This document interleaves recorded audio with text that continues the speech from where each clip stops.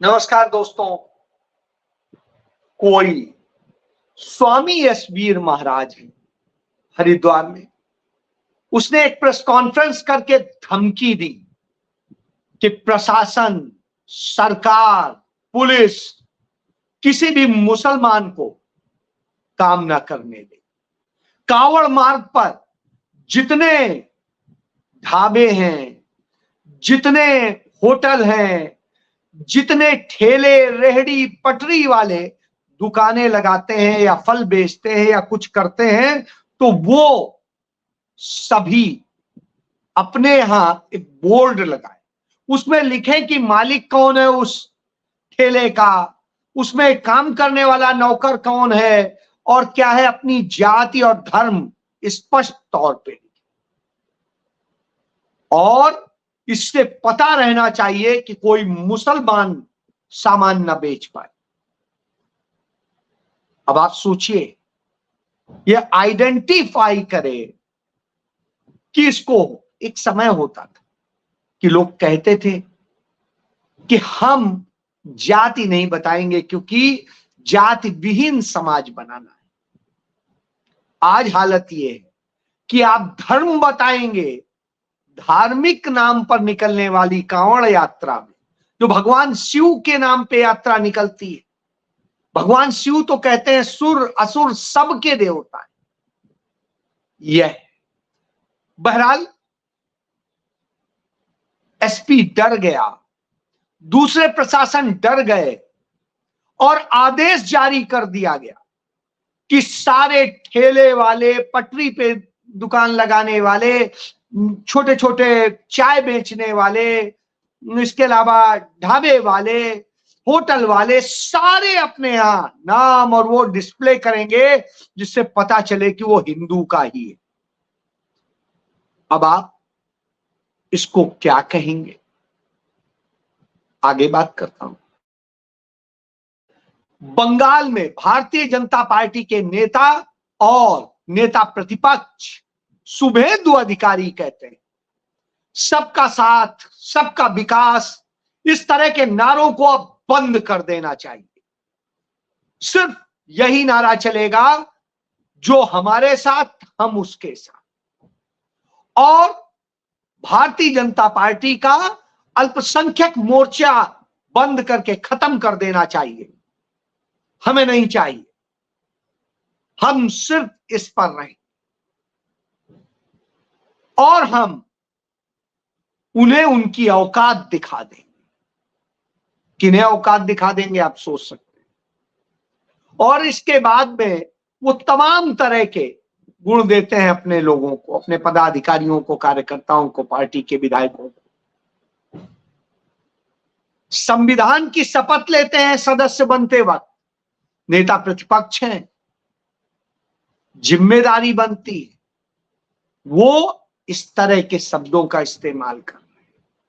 दूसरा, मुख्यमंत्री हैं असम के हेमंत बिस्वा शर्मा, वो रांची आते हैं। रांची में वो कहते हैं मेरे लिए राजनीतिक विषय नहीं है, मेरे लिए निजी विषय है, यह हमारी सरकार के लिए प्राथमिकता का विषय है कि असम में 40% मुसलमान है और 40% मुसलमानों को कैसे क्या करना है और इसको लेकर के वो तमाम बातें करते हैं। जिस तरीके से वहां अभियान चलाया गया था उनके दमन का और सारी चीजें का, लेकिन लोकसभा चुनाव आते आते वहां की एकमात्र मुस्लिम पार्टी, उसके साथ समझौता किसने किया? भाजपा ने। काम निकल गया तो पहचानते नहीं वाली बात स्टाइल में कि अब मुस्लिम्स को सबक सिखाना है। क्यों? क्योंकि हार मिली है। लेकिन सबसे बड़ी बात है, कई उन सीटों पे हार मिली जहां मुस्लिम कम है, हिंदू ज्यादा है। मुस्लिम का वोट तो आप ही ने काटा है, फिर क्या कहेंगे? आप याद करिए, असम ही वो जगह थी, इसी तरह के नफरत वाले लोगों ने नल्ली का जो दंगे कराए थे, जिसमें 1800 मुसलमानों को काट दिया गया था, निर्दोष मुसलमान थे, और भूला नहीं जा सकता। तो उस तरह की स्थितियां। इसके बाद राजस्थान में इसी तरीके से इनके नेता कहते हैं,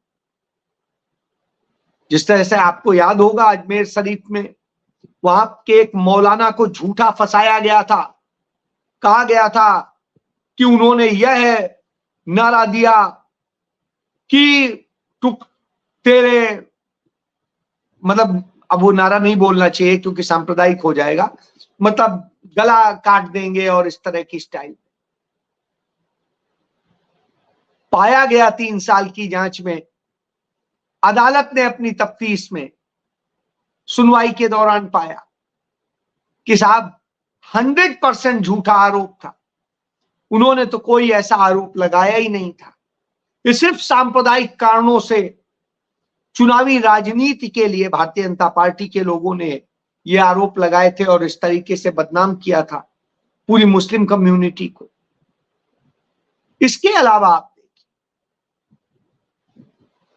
कोल्हापुर महाराष्ट्र, भारतीय जनता पार्टी की गठबंधन सरकार है वहां, और वहां क्या होता है, वहां पर संभाजी राजे जो पूर्व सांसद हैं, वो तमाम लोगों के साथ आह्वान करते हैं कि विशालगढ़ किले में जो मजार बनी हुई है रहमान मलिक की, वो अतिक्रमण है और उसे खत्म कर दिया जाए। भाई, और नतीजा क्या होता है, सैकड़ों उनके समर्थक वहां पहुंच जाते हैं, रात में तोड़फोड़ करते हैं और जिस तरीके से घुस करके तमाम घर तोड़ते हैं, दुकानें तोड़ते हैं, तमाम जगह आगजनी करते हैं और दंगा फसाद करते हैं।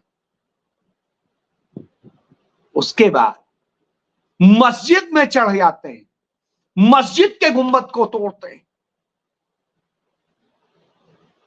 तो क्या राजनीति इन्हीं नफरत से, इसी से होगी? जी हां, यही बात मैंने अभी 2 दिन पहले बताई थी कि जेपी नड्डा ने अपने लोगों को यही संदेश दिया जब उन्होंने कहा कि बेरोजगारी, महंगाई और दूसरी समस्याएं हैं, भ्रष्टाचार है, पुलिस सुनती नहीं है, अफसरान इस तरह से व्यवहार करते हैं, सारी मनमानी हो रही है और क्या हो रहा है, बुलडोजर चल रहे हैं, ये बहुत गड़बड़ हो रहा है। तो उनका कोई बात नहीं, आपको इन सब पे बात ही नहीं करनी, आपको तो बात करनी है कि हिंदू खतरे में है, हिंदू खतरे में है, और आपको बात करनी है कि मोदी जी ने इतिहास रच दिया, 3री बार प्रधानमंत्री बन गए। अब मोदी के ही कारण तुम बचे हो, सब बचा है, नहीं तो सब खत्म हो जाता। यदि अभी भी नहीं आए साथ पूरी तरह तो खत्म हो जाओगे। यह तुम्हें करना है कि खतरे में हो, यानी डर पैदा करना है। भारतीय जनता पार्टी का मतलब भय, भारतीय जनता पार्टी का मतलब भयंकर, भारतीय जनता पार्टी का मतलब भ्रष्टाचार, और भारतीय जनता पार्टी का मतलब भूख। भय, भ्रष्टाचार, भूख, भयंकर, ये सारी चीजें इसलिए क्योंकि जो सत्ता की भूख है उसके लिए इंसान को भी खाएंगे, उसके लिए इंसानियत को भी खा जाएंगे। ना कोई रिश्ते होंगे, ना कुछ होगा। जरूरत पड़ेगी तो मुसलमान को बगल में बैठा लेंगे, सिख को बैठा लेंगे, ईसाई को बैठा लेंगे, बौद्ध को बैठा लेंगे, जैन को बैठा लेंगे, नहीं तो धीरे धीरे सबको मारेंगे। उदाहरण मौजूद है।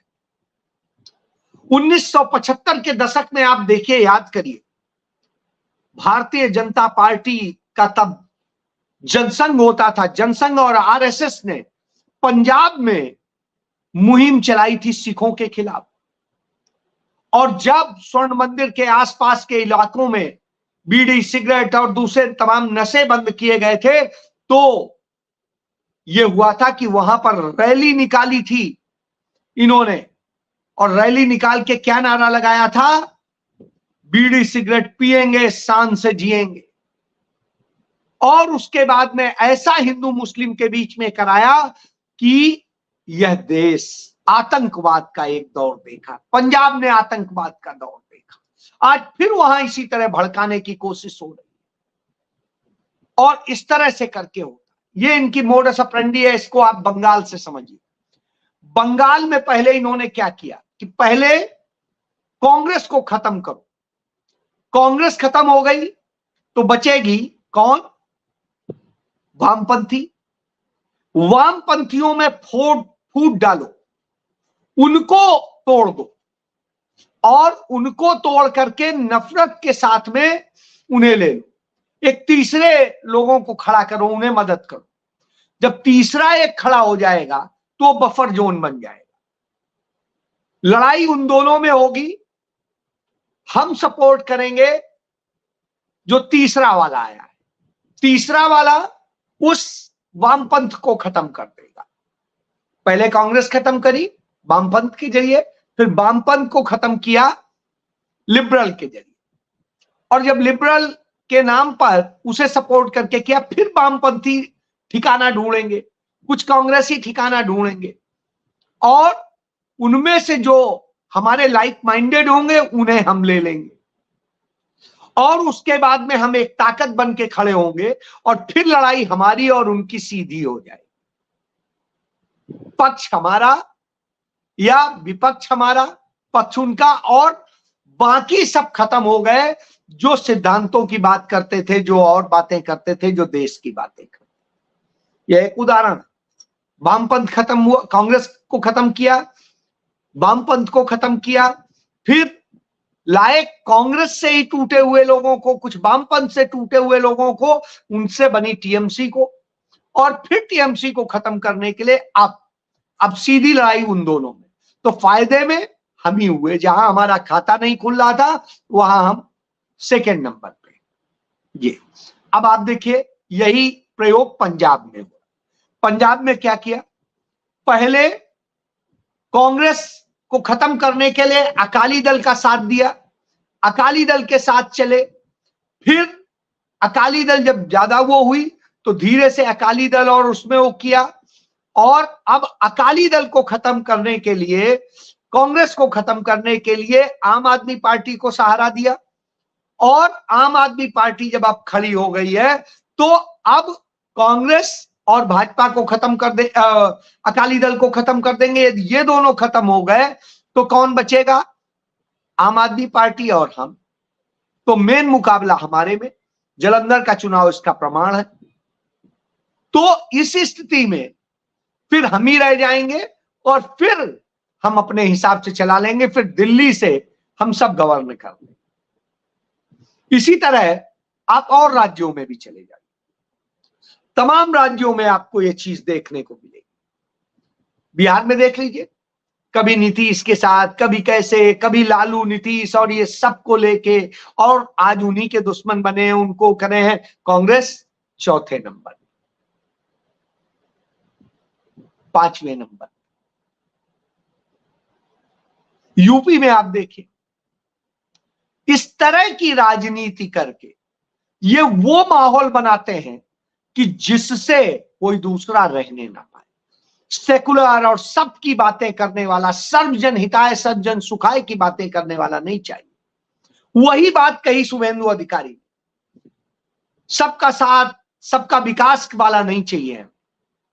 नरेंद्र मोदी ने संसद में कहा था, सबका साथ, सबका विकास, सबका विश्वास, लेकिन न विश्वास है न साथ है, सिर्फ अपने लिए है, अपनी भूख। तो उसके तहत तमाम दंगे फसाद कराने हैं, नफरत फैलानी है, हिंसा करानी है। और जब ये सब होगा तब भारतीय जनता पार्टी का कमल खिलता है। यह इतिहास गवाह है, आज से नहीं, देश की आजादी के पहले से। यदि बंगाल में हिंसा जैसा माहौल न बना होता तो मुस्लिम लीग और हिंदू महासभा जनसंघ जिसे कहते हैं, फिर बाद में आरएसएस की जो वो है, वो मिल के सरकार चलाते थे, मिल के सरकार चलाते थे पंजाब में, और मिल के सरकार चलाते थे सीमांत प्रांत में। तीन तीन राज्यों में मिल के सरकार चला रहे थे। जिन्ना हिंदू महासभा के साथ बैठ के खाते थे और बाद में दोनों बोलते थे हमें अलग देश चाहिए, हमें अलग देश चाहिए। देश के टुकड़े करा दिए और दंगे फसाद में झेल दिया। 1946 के दंगे आप देखिए, 1947 के दंगे देखिए, 1948 के दंगे देखिए। ये दंगे करने वाले, कराने वाले कौन थे, हमला करने वाले कौन थे? तब आपको सच पता चलेगा कि कैसे इन्होंने नफरत का माहौल बनाया, नफरत ही इनके खून में, और उसी का नतीजा अभी आप देखें। उत्तर प्रदेश में अखिलेश यादव की सरकार क्यों हटी? क्योंकि मुजफ्फरनगर दंगा कराकर जो एक संदेश दिया गया कि वो विरोधी हैं, वो ऐसे हैं, वो ऐसे हैं, उसका नतीजा है। गुजरात में दंगे कराकर खत्म कर दिया गया विरोधी। हजारों लोग मरे, हजारों लोग मरे थे जब रथ यात्रा निकाली थी आडवाणी ने। इस देश के हजारों लोग मरे, और इस तरह से दंगे फसाद का, दूसरों के धर्म स्थानों पर और जगह हमले करने का काम किया। जबकि 1992 में जो पास हो गया था वर्शिप एक्ट, उस एक्ट के तहत 1947 में जिस भी मंदिर या मस्जिद या गुरुद्वारे या उसकी दरगाह की या किसी भी धर्म के स्थान की जो स्थिति थी वही स्थिति रहेगी, उससे इतर नहीं हो सकती। और ये संसद में पास हुए, दोनों सदनों में पास कानून, राष्ट्रपति की मंजूरी के बाद लोकतंत्र के तहत, संविधान के तहत पास हुआ, जिससे देश शांति से आगे बढ़े, प्रगति करे, हर कोई खुशहाल। लेकिन आज फिर वही ले आए। तो जैसे मैं कह रहा था कि एक वक्त था जब यह है आदर्श स्थापित करने की बात होती थी, नाम लिखेंगे, जाति नहीं लिखेंगे। तो जाति धर्म के भेद मिटे। जो इंदिरा गांधी का नारा होता था, ना जात पर ना पात पर मोहर लगेगी हाथ पर, वो होता था। लेकिन आज फिर से उसे वो किया जा रहा है, क्योंकि जाति पात में नहीं लड़ेंगे तो इंदिरा गांधी 350 से ऊपर सीटें लेके आती थी। तो आप ये समझिए, जाति पात धर्म के नाम पर जब लड़ेंगे, जात और पंथ के नाम पर, तभी ये नफरत का माहौल बनेगा और तभी बनेगा। ये भूख है, इसलिए किया जा रहा है। पहले सिर्फ बात करते हैं, अब अल्पसंख्यक को खत्म करने। मणिपुर में देखिए, अल्पसंख्यक समुदाय के जो लोग हैं उनको सिर्फ निशाना बनाया जाता, इसलिए एक हाल। आप देखिए इसी तरह का हाल तमाम जगह है। तो मुद्दे पे बात ना हो, क्योंकि आज जो बेरोजगारी है, महंगाई है, दूसरी और समस्याएं हैं, देश के अंदर असमानता है, सारी चीज, इन पे बहस ना हो, बल्कि इस तरह की चीजों पर हो। इसके लिए खेल होता है। तो नफरत का इतना गंदा खेल खेला जा रहा है कि आने वाले दिनों में इस देश को दंगों की आग में झोंक देना, जिससे सुलग उठे और फिर भारतीय जनता पार्टी और बहुमत से आए, क्योंकि लोगों के मन में गुस्सा हो और वो गुस्सा वोट के जरिए दे। यह है, क्योंकि बहुसंख्यक, स्वाभाविक सी बात है, नंबर ज्यादा हो जाएंगे तो वो जीत जाए। यह खेल हो रहा है, यह साजिश रची जा रही है। उस साजिश में इतनी विस्फोटक साजिश है कि देश हिला दिया गया है। इस साजिश को समझना होगा। यदि हमने समझ लिया, हमने उस तरह से प्रक्रियाएं नहीं दी, शांति के साथ में, सौहार्द के साथ में, सहिष्णुता के साथ में हमने तमाम चीजें करी, तो सही रहेगा। अन्यथा ये हिंसा फैलाने के खेल किए जा रहे हैं। जय